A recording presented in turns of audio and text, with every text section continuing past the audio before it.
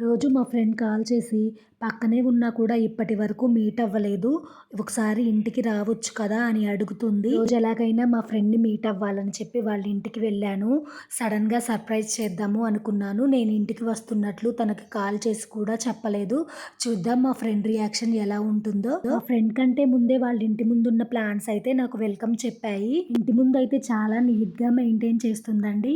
ఇంటి లోపల ఎంత చక్కగా ఉంటుందో చూద్దాం. మా ఫ్రెండ్ రియాక్షన్ ఎలా ఉంటుందో మీతో పాటు నేను కూడా ఎక్స్పీరియన్స్ చేస్తాను.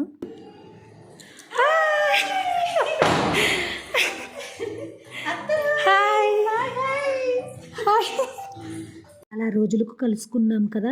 ఇంకా కాలేజ్ డేస్‌లో మెమోరీస్ అన్నీ గుర్తు చేసుకుంటూ చాలా హ్యాపీగా ఫీల్ అయ్యాము.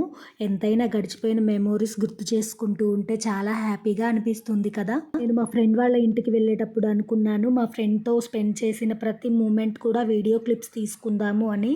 కానీ మా ముచ్చట్లలో పడి అన్నీ మర్చిపోయాను. ఇల్లయితే చాలా నీట్‌గా పెట్టుకుందండి.